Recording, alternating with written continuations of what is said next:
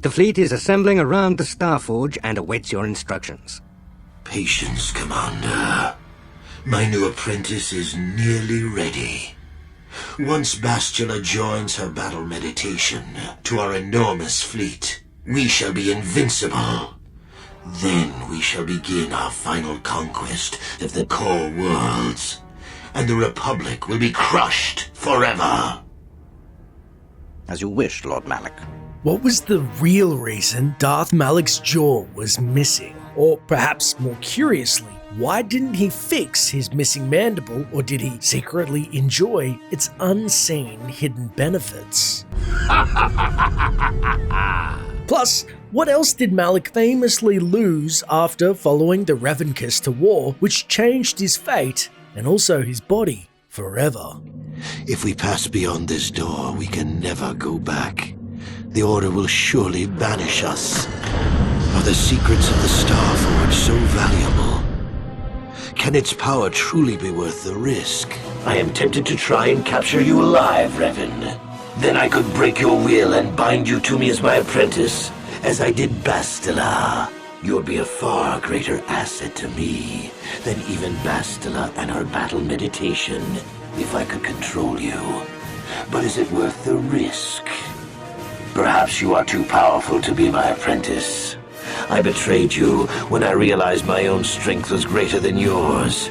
In time, you might try to do the same to me. It was first revealed in Knights of the Old Republic's campaign guide that at some point during the war against the Republic and after falling to the dark side, Malak openly viewed his master, Revan, as becoming soft, causing tension between the two that culminated in a devastating lightsaber duel. Malak's jaw itself was removed by a lightsaber strike from Revan, and what better way to crush any dissent from an apprentice for talking back? I tire of this game, Revan.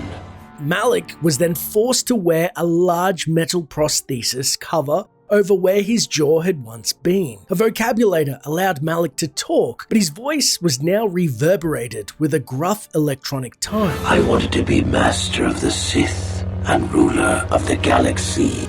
This itself just spawns a flurry of questions. The first point to make is that losing his jaw seems to be the direct catalyst for Malak's betrayal later, during the fateful Jedi strike team boarding Revan's ship seen in flashbacks in Knights of the Old Republic.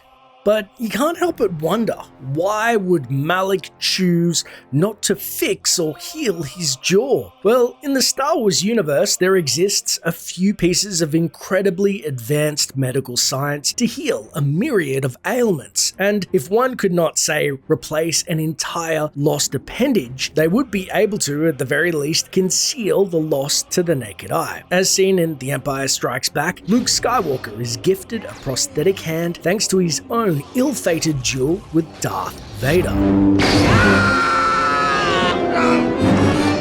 And although mechanical, Skywalker hides his disfigurement with the application of the popular prosthetic synth flesh. But that's just a hand. Why would Malak choose not to fix the lower part of his face? Well, the potential answers are manifold. 1. Revan may have ordered him surgically fixed, so to speak, when he was unconscious, opting for a clunky metal jaw and vocoder versus a more aesthetically pleasing fix.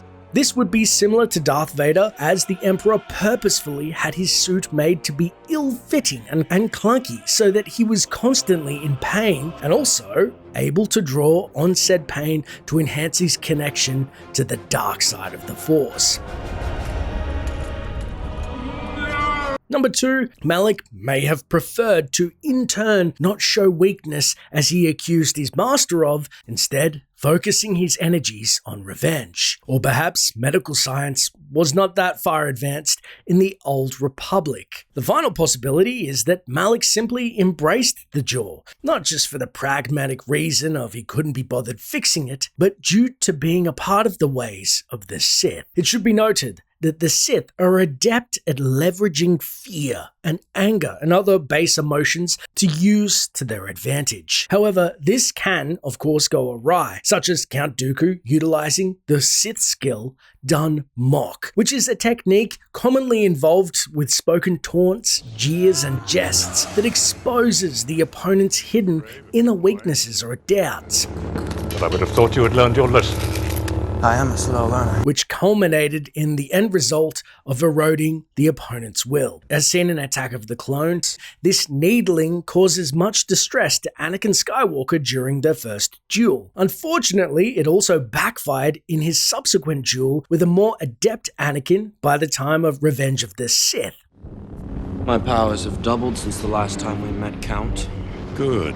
Twice the pride, double the fall. Now, the reason Dun Mok is of note is that mental attacks would also be utilized during combat in order to strip one's connection and concentration to the Force, effectively making an opponent less precise and effective. Such a thing could be quite deadly, especially against Jedi, since concentration was of vital importance when using the Force. As such, Dun Mok embodied using the Force as a form of psychological warfare. And what a better way to employ intimidation without a single word than a horrific disfigurement that you seem to be just fine with. Now, Malak, like Darth Vader, would sometimes allow his subordinates to see his disfigured state, as it would inspire fear and ensure further loyalty when carrying out the Sith Lord's orders. Also noteworthy, and to the same point, unlike Dooku, Malak kidnapped, tortured, dominated, and turned arguably the Jedi's most valuable asset during the Knights of the Old Republic, Bastila,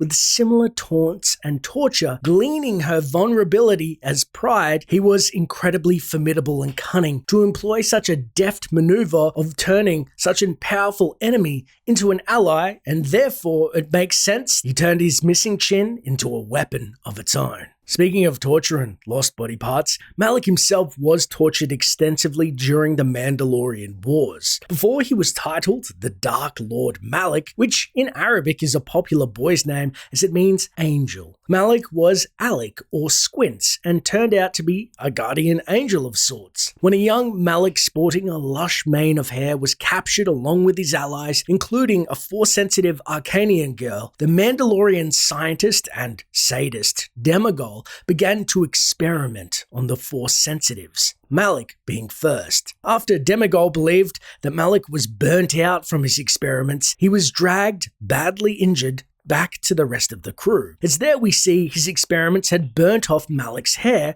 which never grew back. Now, it should be noted as well that when Demagol turned his attention to Jariel, Malak selflessly requested he be taken back for more experimenting. Though it may have killed him, he did not succumb to the torture, but his bald head forever a reminder of what he endured. But in the end, for all his suffering, pain and loss and striving, it all seemed for naught.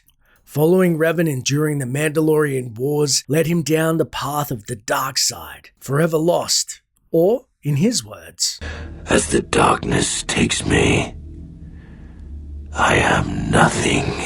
something even a redeemed Revan would later recognize and empathize with. As the darkness takes me, I am nothing. Now I know how you felt, my friend.